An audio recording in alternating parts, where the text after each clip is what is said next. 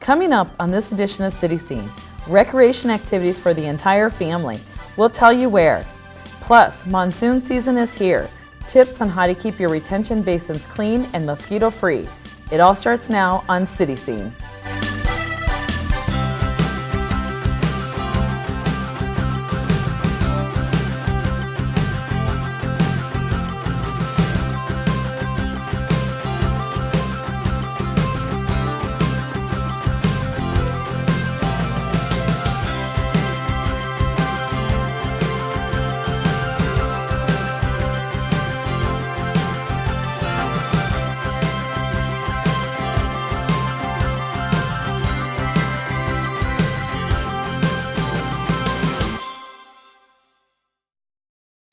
Hi, my name is Mary Allen, Grants Coordinator with the City of Casa Grande, and your host for this show. This show is dedicated to keeping you informed of all the events, programs, and services the City of Casa Grande offers that make this a great place to live, work, and play. The Community Services Department is committed to providing residents with educational and recreational opportunities that reflect the interest of the community. Here to talk to us about the recreation opportunities available at the Len Colla Recreation Center is Shayla Gunn, Recreation Coordinator. Welcome, Shayla. Hi, thank you. The Len Colla Center has been a staple in the community for a long time. Can you give us some history about the center? Sure. The facility was actually built in 1980. It's built on the site, one of our city parks, the Eastland Park. So the original name of the facility was the Eastland Recreation Center.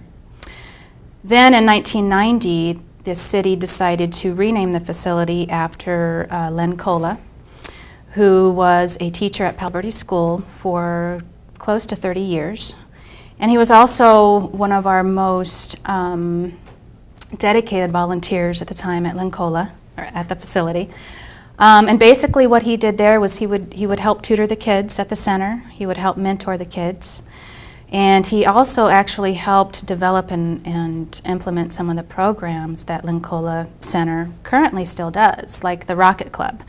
The Rocket Club, we actually just held the 24th annual Rocket Club this past June. And we had up to about 20 kids participate. So it's still, again, one of the programs that he started that we still as a department do, and it's still fairly successful. Now, what's the cross streets of the Len Colla Center? Len Colla is located at 4th and Treckle. The address is 1105 East 4th Street. Tell us a little bit about the murals on the building. They're beautiful. What's the history behind They are, and those were actually originally done back in 1993. The city interviewed various artists in the state. They ended up picking an artist by the name of Nikki Glenn. She actually, at that time, got suggestions from some of the youth that went to Len Colla to get some of their ideas, and she also gleaned some of the ideas for the mural from the residents that live in the neighborhood. So from that, she basically came up with the theme of 3 things, basically. Education, sports, and racial unity is basically the theme of the mural. There's some sports figures on the mural which have to do with some of our more well-known sports figures that actually live in the community, like Randy Robbins, who played he played in the NFL. Anthony Edwards, of course, who played for the Cardinals. The center was recently renovated and looks great. Can you tell us a little bit about the renovations that were completed? Sure. Basically, to the existing facility, that was basically totally gutted out, so to speak, and what they did prior to the renovations, we basically had 2 classroom-sized rooms, and in one of those rooms, now we pretty much can dedicate it to our arts and crafts program, or of course we can accommodate meetings and other activities in that room, but it was, for the most part designed just for arts and crafts. So they added counter space and cabinets for storage. In that room we also now have a sink for messy projects, which is great, so staff don't have to wander into the kitchen and use the kitchen sink. They can just go right there and kids can wash hands and all that good stuff. Then in that room they created additional storage, which is always a wonderful thing to have. And then off of the storage rooms we now have a computer lab. And within that computer lab, we've got, of course, tables and chairs, but now we've got 8 computer stations, which is wonderful. Computer stations that have games, and then they also have internet access. So that's been a huge draw for the kids, especially older kids that can, you know, jump on computers and play on Facebook and all that good stuff. Then the restrooms that were in the existing part were basically taken out, and now we've got a brand new kitchen that basically sits where the restrooms used to be. Off of that room, we have, that's basically our game room or sitting area, so we've got tables and chairs set up. We've got a pool table, foosball table, and then during the construction they added panels. They're not movable, but they're really cool the way, I mean, they're very decorative. They're from floor to ceiling, so that kind of separates the room. So on the other side of the panels is basically our game room. And we've got 3 different TVs set up. The TVs are on these really cool rollable carts, and we've got a PlayStation 3, a Wii, and an Xbox. So we set those up in that room, and kids can sit in there and play games. And from there, then we kind of move into the new part, which is a lobby, the restrooms, new restrooms, and then an additional offices. One being the front desk area, which now has an office. And then, of course, off of the lobby, we have the gymnasium, which again, the gymnasium is it added about 9,300 square feet. And then off of the gymnasium, we have a nice big storage room, which again is excellent. Can never have too much storage in a facility. So that's basically the renovations in a nutshell. And then outside, we had basketball court. We still have basketball courts, but those were redone, relined and everything, so that looks great. Playground equipment, it was set up real nice, so we've got playground equipment out there. We still have a nice grass area that the kids, if they want to go play outside and throw a football around or, you know, kick a soccer ball around, they can do that outside as well. So the changes are very nice, very nice. With your new facility at Len Colla, how does that compare to the other facilities like that in the state? Actually, we were just awarded through our state affiliate, which is the Arizona Parks and Recreation Association. Every year we go to a statewide conference, and this year it's being held in Tucson, but they have various awards that you can apply for, and we put in an award award submission for Len Colla for Outstanding Facility, and we actually won the award. So that's wonderful. Yeah, it is. Now with your renovations, were you able to add more programming services? We have. Basically, the current programs that we offer, and that has specifically more or less been geared towards youth. Now those programs we've been able to enhance greatly, and a large part due to the fact that we've been able to add amenities like a computer lab, additional video games, which, you know, is a draw for youth, of course the gymnasium.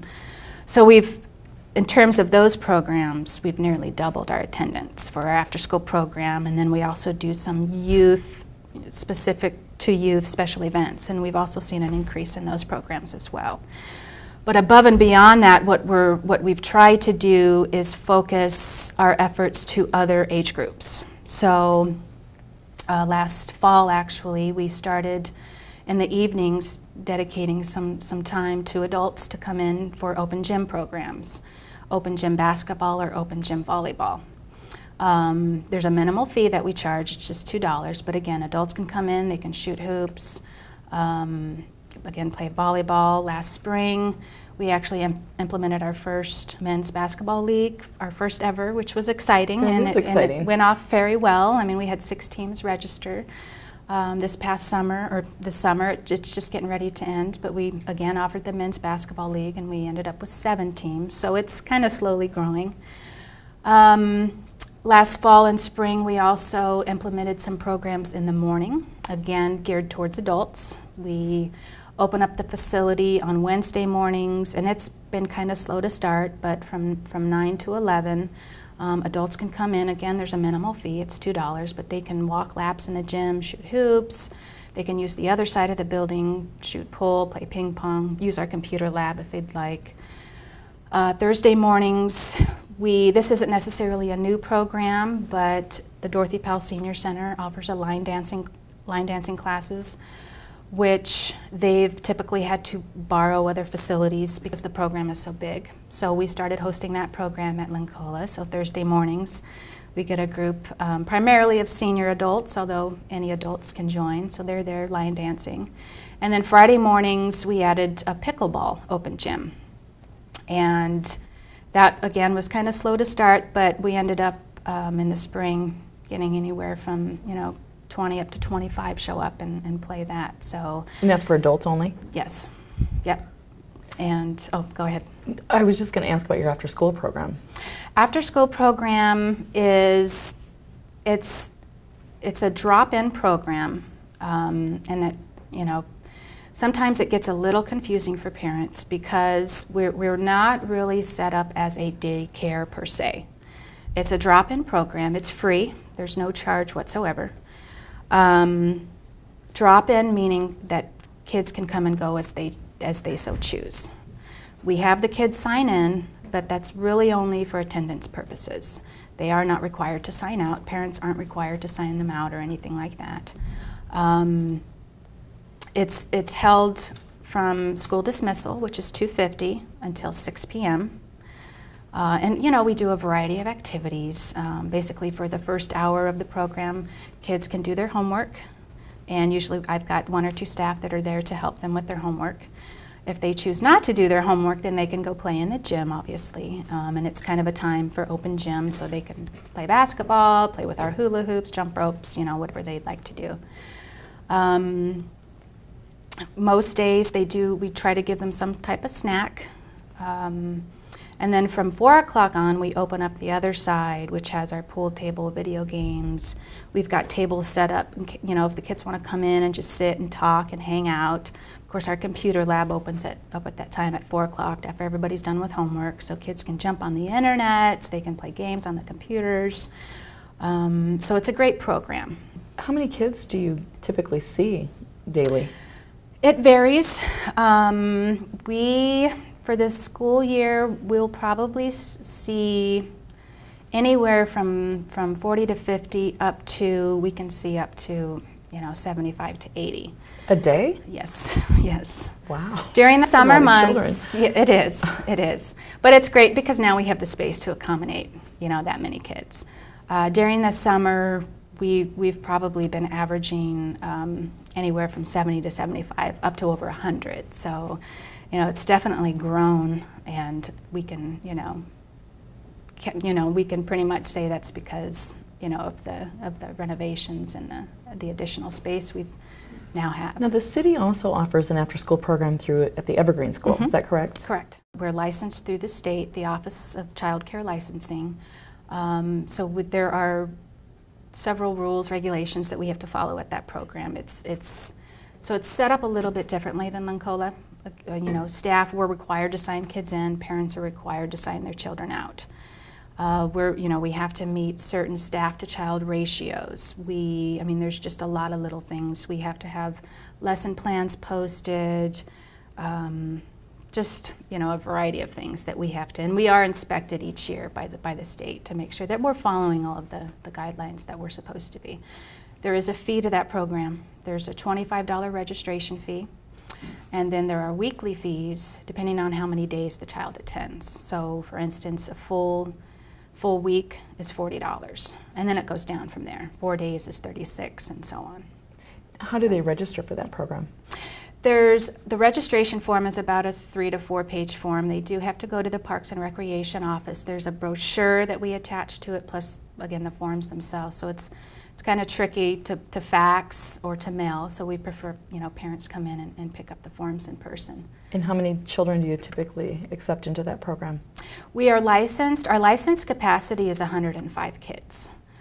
We don't quite meet that. Last year, I believe we had about 55 to 60 registered, and we're hoping for that, if not more, this year. You've certainly offered a lot of information about the Len Colla Recreation Center and your Evergreen After School program. Is there anything else you'd like to add? I'm sure there's things that I didn't mention, but just like to say, if you haven't been to Len Colla, you should come check it out. It's a great place.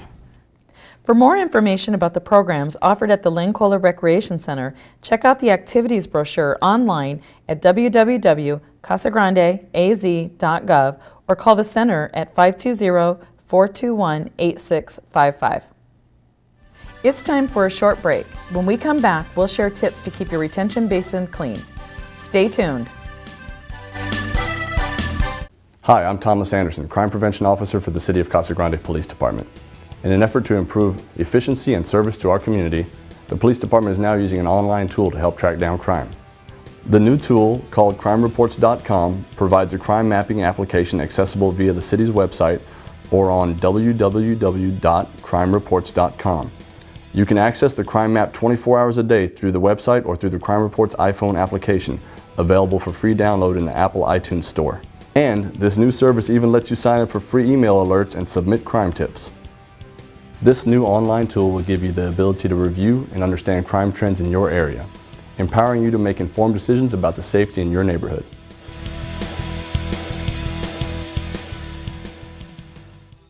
Welcome back to CityScene. Monsoon season is here, which means there's wind, dust, and rain in the next few months.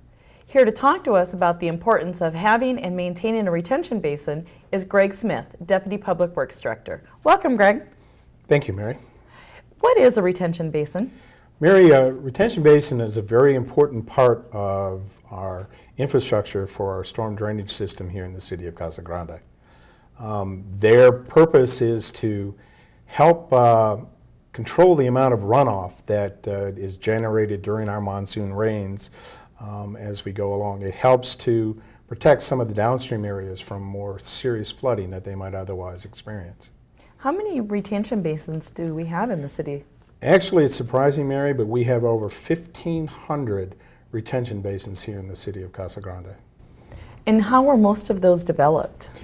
Well, development can occur in a lot of different ways, obviously, as you drive around any urban area, Casa Grande being very typical. You have residential, you have your commercial, you have your industrial.